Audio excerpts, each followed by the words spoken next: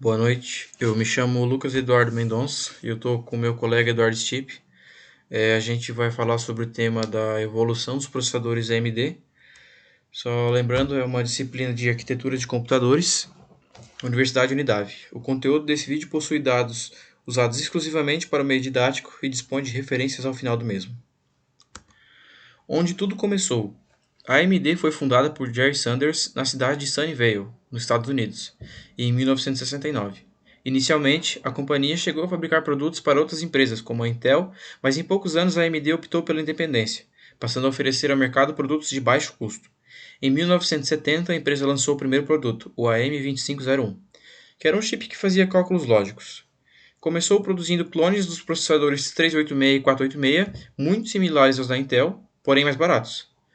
Quando a Intel lançou um Pentium, que exigia o uso de novas placas, a AMD lançou um 586, que na verdade era um 486 de 133 MHz. Foi bastante popular, servindo como uma opção barata de upgrade. Embora o 586 e o clock de 133 MHz dessem a entender que se tratava de um processador com um desempenho similar a um Pentium 133, o desempenho era muito inferior, mal concorrendo com um Pentium de 66. Este foi o primeiro de uma série de exemplos, tanto do lado da AMD quanto do lado da Intel, em que existia uma diferença gritante do desempenho de dois processadores do mesmo clock. Embora seja um item importante, a frequência de operação não é um indicador direto do desempenho do processador. Evoluindo para o fracasso. Depois do 586, a AMD lançou o K5, um processador tecnicamente superior ao Pentium, mas que era caro e não era capaz de atingir frequências de operação competitivas. Ele foi seguido pelo K6 e mais tarde pelo K62, que fez muito sucesso, servindo como uma opção de processador de baixo custo e ao mesmo tempo como uma opção de upgrade para quem tinha um Pentium ou um Pentium MMX. A era do K62 foi uma época sombria da informática.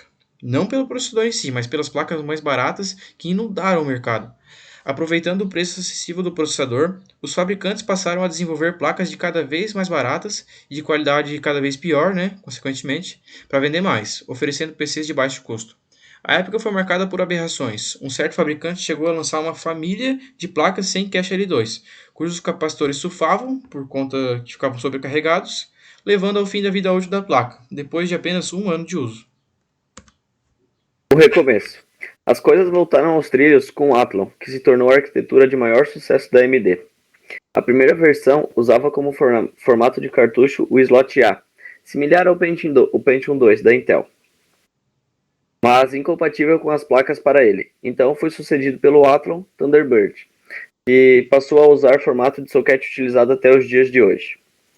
A competitividade. Com o avanço do Core 2 Dual, a AMD se apressou em atualizar a arquitetura do Athlon 64, incluindo algumas melhorias na arquitetura e, o mais importante, tinha o suporte para o uso dos 4 núcleos e cache L3 compartilhado. Surgiu então o Phenom, que foi o primeiro processador quad-core doméstico da AMD.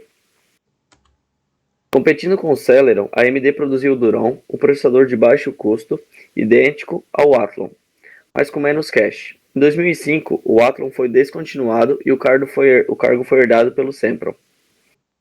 Uma versão aperfeiçoada do Duron, com mais cache e capaz de atingir frequências mais altas, que passou a ser vendido segundo o índice de desempenho, que comparava o desempenho do Pentium 4, e não mais segundo o clock real.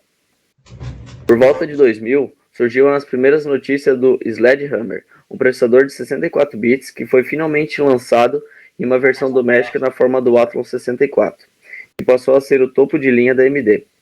Apesar das mudanças internas, o Athlon 64 continuou sendo compatível com os programas de 32 bits, da mesma forma que os processadores atuais são capazes de rodar softwares da época do 386, muito embora tenham incorporado diversos recursos.